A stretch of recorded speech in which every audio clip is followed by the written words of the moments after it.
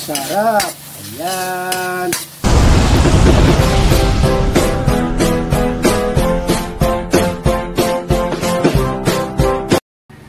Ayan guys, samahan nyo ako, magluluto ako ng maliliit na hipon gisado. At ito na, simulan ko na. Ilalagay ko na yung ating bawang.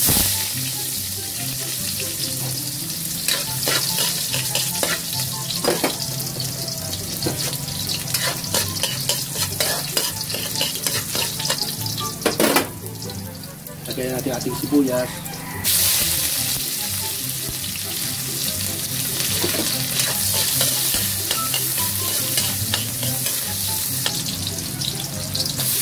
Lagay natin ating hipon.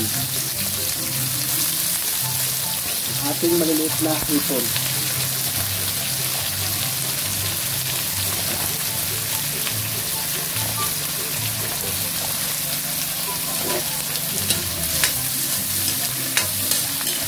Siyempre, haluin natin ang bagya.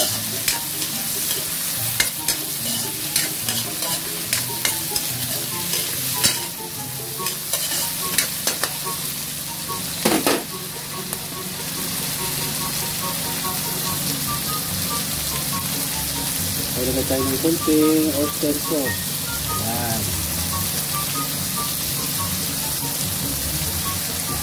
Oyster sauce. Dagdag pampalasa.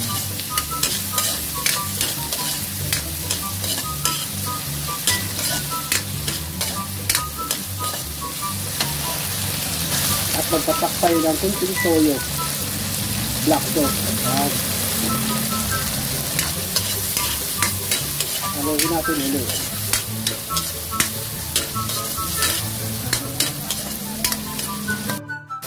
At syempre, maglagay tayo ng konting tubig para makulaan yung ating maliliit na hipon. Haluin.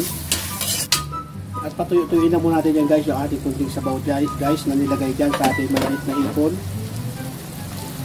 At takpan natin. Ayan.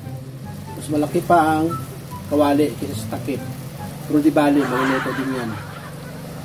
Abangan nyo guys, ilang minuto lang, luto na yan.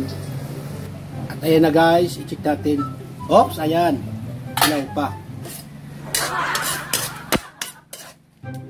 Haluin lang natin. Matay pala yung apoy. Ayan, mulo na ulit. Ayan guys, luto na yan guys, yung ating gisadong maliliit na hipon. Ika nga sa English, shrimps. Napansin nyo guys, di pa ako guys naglagay ng asin, tuyo lang at saka oyster sauce. Kasi yung ating oyster sauce at tuyo ay may timpla na. Kaya parinuasan natin maging maalat yung ating luto. Kaya sapat na yon. Kaya guys, maraming salamat guys sa inyong panonood ng ating simpleng videos. Huwag kalimutan mag-subscribe sa aking YouTube account, Kikal Amukid. Sa mga nag-subscribe na, maraming salamat. At sa hindi pa, buti nga sa inyo. Joke. Follow po ako sa aking YouTube account, Kikal Amukid. Maraming salamat po. God bless us. Yummy, yummy! Gisado, shrimp, gisado. Ayos na yan. Simple ulam, masarap at masustansya. At mura pa.